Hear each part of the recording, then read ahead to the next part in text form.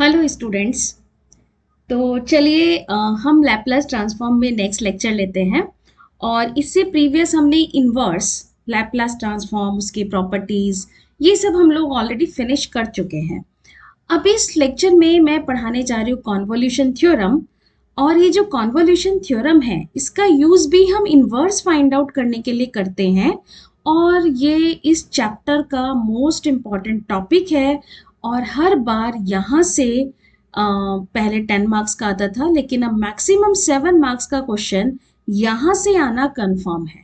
तो जो भी स्टूडेंट यूनिट 2 प्रिपेयर कर रहे हैं, या कुछ ऐसे स्टूडेंट हैं जो सिर्फ सेलेक्टिव टॉपिक करते हैं, तो मेरा एक सजेशन होगा कि वो कॉन्वोल्यूशन थ्योरम ज़रूर करें, क्योंकि इस थ्योरम पर बेस्ड एग्जाम में डेफिनेटली एक क्वेश्चन आपको मिलना है।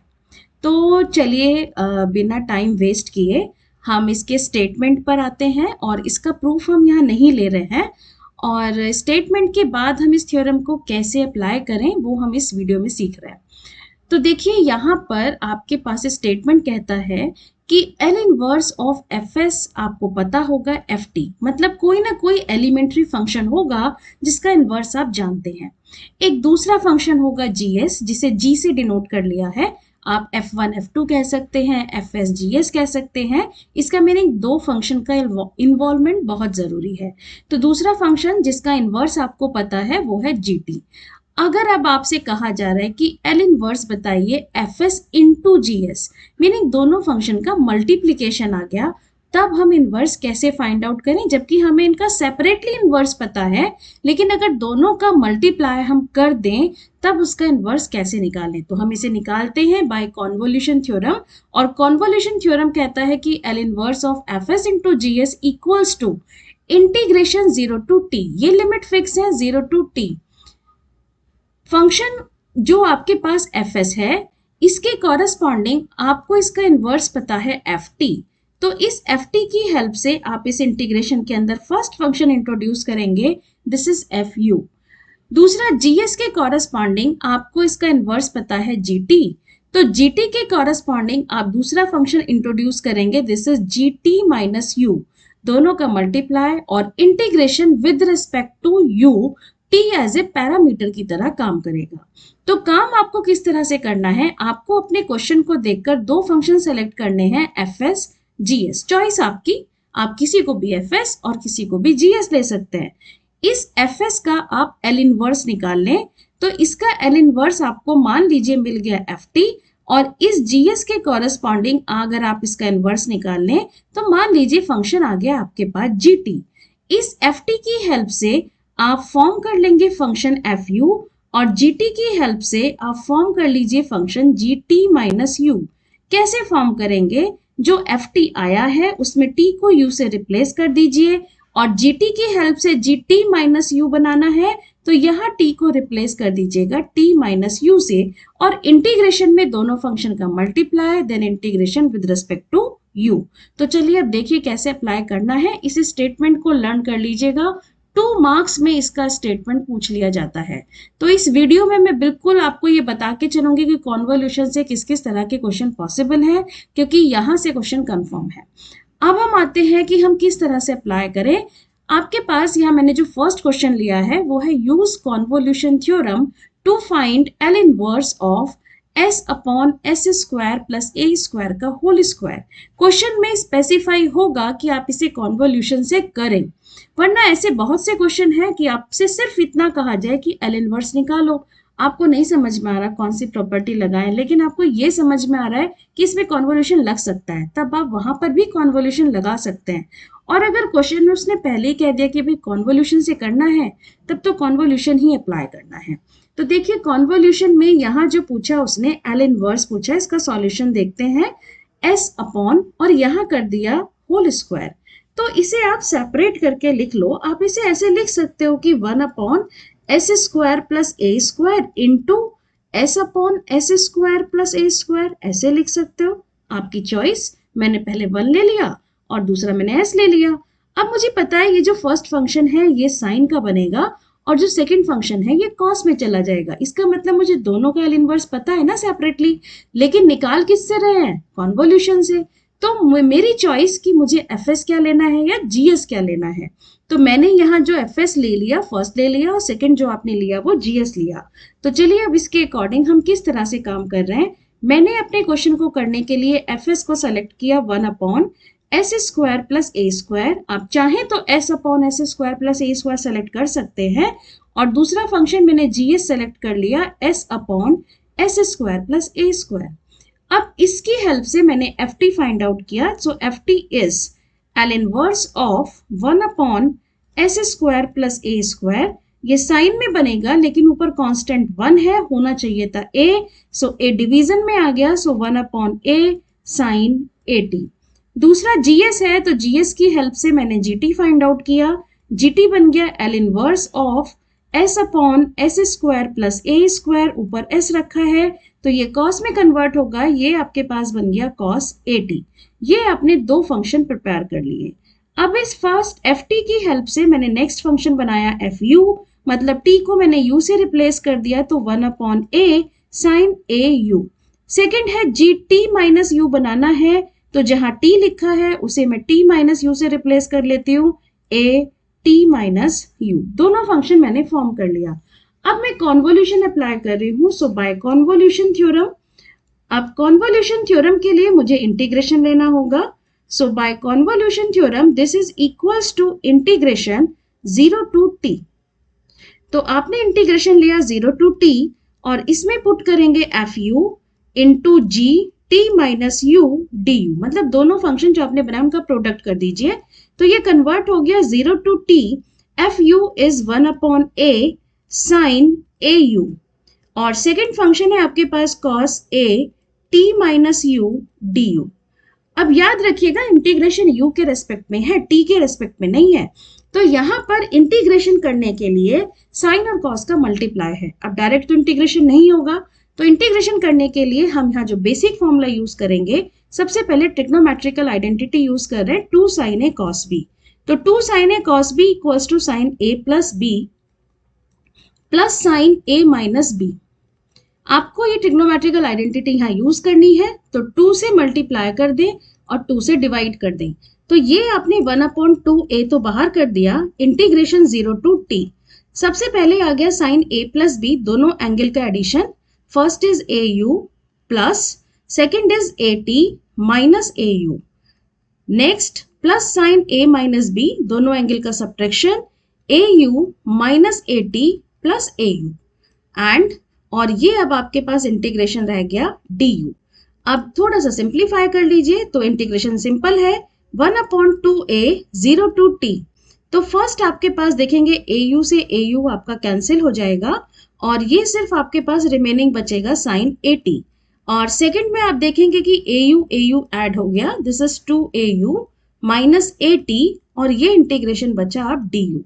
अब सबका इंटीग्रेशन करते जाइए। आप जानते हैं साइन का इंटीग्रेशन माइनस कॉस होता है, लेकिन फिर से कह रही हूं जहां स्टूडेंट मिस्टेक करते हैं, integration with respect to u है, टी के रेस्पेक्ट में नहीं है। तो आप इंटीग्रेशन कर रहे हैं विद रिस्पेक्ट टू यू, लेकिन यहाँ फर्स्ट पार्ट अगर आप देखें तो इसमें सिर्फ टी इन्वॉल्व है, तो साइन 80 तो कांस्टेंट हो गया और यहाँ पर सिर्फ डी यू का इंटीग्रेशन आएगा, दिस इज यू, और साइन 80 कांस्टेंट। सेकंड में आते हैं साइन 2au माइनस 80। तो यहाँ पर साइन का इंटीग्रेशन आ गया माइनस का कॉस 2au माइनस 80, और u का कोफिशिएंट जो आपके पास इसमें रखा है वो है 2a। सो 2a से आपने डिवाइड किया और इंटीग्रेशन की लिमिट अप्लाई कर दी 0 to t। Upper limit minus lower limit कर लीजिए, आपको आंसर फाइनली मिल जाएगा। तो चलिए अपर लिमिट हम पुट करते हैं 1/2a। सबसे पहले upper limit u is replace by t, so t sine 80 ये आपके पास मिला, माइनस का cos u is replaced by t, तो 2at minus 80 meaning cos 80 divided by 2a, this is upper limit, minus का लोअर लिमिट और lower limit में है 0, तो u replaced by 0, this 0 minus का cos, और ये आपके पास बचेगा this is 0 minus 80 meaning minus 80 और cos minus 80 is cos 80 divided by 2a। तो इसे सिंप्लीफाई कर लो, तो ये आपके पास final answer 1/2a, this is t sine 80 minus का cos 80 बाई 2a और माइनस माइनस ये आपके पास प्लस हो गया, this is cos 80 bye 2a। आप देखेंगे कि cos 80 की टर्म आपके पास कैंसिल हो गई। तो इस क्वेश्चन का जो इनवर्स का आंसर आपके पास आ गया वो आपको नजर आ गया होगा। तो क्वेश्चन में आपसे पूछा गया था L inverse of s upon s square plus a square का whole square, this is equals to t by 2a sine 80। ये आपके पास इसका फाइनल आंसर होगा। तो आई थिंक आपको ये थ्योरम अप्लाई करना समझ आ गया होगा। और याद रखिएगा यहाँ तो चलिए एक साइन बना एक कॉस बना, तो मैंने 2 साइन ए कॉस भी लगा लिया। हो सकता है कि एफ एस और जी एस दोनों ही मुझे कॉस दे दें, तब आइडेंटिटी यूज कर लें 2 cos a cos b, 2 sine a sine b, depends on question. तो आपको ये ट्रिग्नोमेट्रिकल आइडेंटिटी याद होनी चाहिए। अगर याद है तो इजीली आप क्वेश्चन कर पाएंगे। तो चलिए इसी पर बेस्ड एक नेक्स्ट क्वेश्चन और लेते हैं।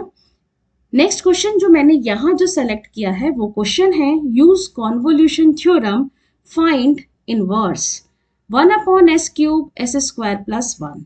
मैंने यहाँ रेस्ट्रिक्शन लगाई कि मुझे ये क्वेश्चन कॉन्वोल्यूशन से ही करना है। अगर मैं यहाँ से रेस्ट्रिक्शन हटा दूं, मैं सिर्फ लिख दूं फाइंड एल इनवर्स, आपकी चॉइस है।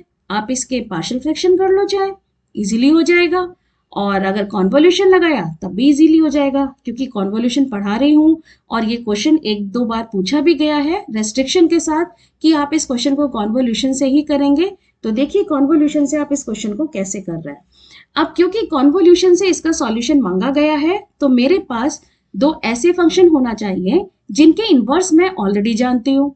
तो यहाँ पर बहुत इजीली नजर आ रहा है एस क्यूब पता है और 1 अपॉन एस स्क्वायर प्लस 1 ये भी पता है, ये साइन में जाएगा और 1 अपॉन एस क्यूब है तो 1 अपॉन एस की पावर n का बेसिक फॉर्मूला अप्लाई कर लेंगे।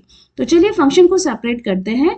1 अपॉन एस क्यूब ये लिखा और दूसरा आपके पास आ गया 1 अपॉन एस स्क्वायर प्लस 1। तो मैं जैसे मैं टेबल बनाती हूँ वैसे आप भी बना लीजिए। तो मैंने जो फर्स्ट फंक्शन लिया वो ले लिया 1 अपॉन एस क्यूब और जो सेकंड फंक्शन मैंने अपने क्वेश्चन के लिए लिया वो लिया 1 upon s square plus 1। F s की हेल्प से हमने एफ टी निकाल लिया। एफ टी की value inverse of 1 upon s cube, directly formula लगाया t raise to the power 2 divided by gamma 3 और गामा 3 होता है फैक्टोरियल 2 मीनिंग 2। नेक्स्ट मैंने निकाला जीएस के लिए, तो जीएस के कॉरेस्पॉन्डिंग जीटी निकाला। GT is L inverse of 1 upon s square plus 1। ये बनेगा साइन का, यहाँ 1 रखा है ऊपर 1 होना चाहिए ऑलरेडी है, तो ये आपके पास बन गया दिस इज साइन टी। अब एफ टी की हेल्प से हम फॉर्म कर सकते हैं F you meaning T replace by you बन गया यू स्क्वायर बाई 2 और जी टी की हेल्प से हमने फॉर्म कर लिया जी टी माइनस यू और ये कन्वर्ट हो गया साइन टी माइनस यू में। तो देखिए जब मैं इसमें कॉन्वोल्यूशन लगा रही हूँ तो ये ज्यादा इजी पड़ेगा। अगर मैं इसे पार्शियल फ्रैक्शन से करूँ तो मुझे पार्शियल फ्रैक्शन करने में बहुत टाइम लग जाएगा, उसके बाद इनवर्स निकालना होगा। तो ये क्वेश्चन कॉन्वोल्यूशन से करना ज्यादा इजी है, तो हम यहाँ पर कॉन्वोल्यूशन लगाते हैं। So by convolution theorem this is equals to integration 0 to t। First f u की वैल्यू मेरे पास है u square by 2 and g t minus u this is sine t minus u d u. अब यहाँ integration की बात आती है, तो देखिए इंटीग्रेशन आप यहाँ पर किस तरीके से कर रहे हैं। अब इसमें कोई ट्रिग्नोमेट्रिकल आइडेंटिटी की रिक्वायरमेंट बिल्कुल नहीं है। आइलेट के according first and second function आप बहुत इजीली सेलेक्ट कर सकते हैं। एक एल्जेब्रिक फंक्शन रखा है, ट्रिग्नोमेट्रिकल फंक्शन रखा है, तो integration 0 to t u square this is sine t minus u d u ये आपके पास बनता है। तो एल्जेब्रिक फर्स्ट, ट्रिग्नोमेट्रिकल सेकंड और डायरेक्टली फर्स्ट फंक्शन जो मेरे पास एल्जेब्रिक है ये मेरे पास टर्मिनेटिंग फंक्शन है। तो अगर टर्मिनेटिंग फंक्शन है तो आप इससे पहले भी इस तरह के इंटीग्रेशन कर चुके हैं, तो डायरेक्टली आप अप्लाई कर सकते हैं 1/2। किस तरह से कर रहे हैं, first function as it is, integration of second, तो साइन का इंटीग्रेशन माइनस का कॉस टी माइनस यू। अब u के रेस्पेक्ट में कर रहे हैं तो डिवाइड करना होगा u के कोफिशिएंट से, वो आ गया माइनस का 1 माइनस साइन यू स्क्वायर का डेरिवेटिव 2u माइनस कॉस का इंटीग्रेशन माइनस का sine t minus u and divided by minus one already रखा है तो प्लस 1। नेक्स्ट प्लस साइन, अब 2u का derivative 2 and integration of minus sine minus minus plus हो गया cos t minus u and divided by minus 1. Integration complete और integration की limit आपने पुट कर दी 0 to t. तो चलिए अब इंटीग्रेशन की लिमिट पुट करके फाइनल आंसर निकालते हैं. This is half. Upper limit t replace करेंगे u के प्लेस पर. तो देखिए सबसे पहले तो आ गया you square meaning T square. इसके बाद माइनस और माइनस ये बन गया प्लस और ये आपके पास बचता है cos t माइनस यू और u को रिप्लेस किया 0 t से तो t minus t 0 cos 0 minus 2 into t और ये भी माइनस माइनस प्लस बनता है u replace by t sine 0. इसके बाद माइनस साइन ये रखा माइनस साइन दिस इज 2 और फिर से u रिप्लेस कर रहे हो आप t से दिस इज 2 cos 0. ये आ गई आपके पास upper limit. Minus lower limit चलाते हैं. लोअर लिमिट है 0 तो u स्क्वायर 0 2u रखा है फिर से 0 और इसके बाद minus sine 2 into cos u replace by 0 तो रिमेनिंग बचा t. तो ये आपके पास लोअर लिमिट और ये कंप्लीट होता है. साइन 0 हम जानते हैं 0 और यहाँ पर cos 0 की वैल्यू अगर आप पुट कर ले तो first part T square next minus का 2 और नेक्स्ट आपके पास माइनस माइनस प्लस हो जाएगा दिस इज 2 cos t.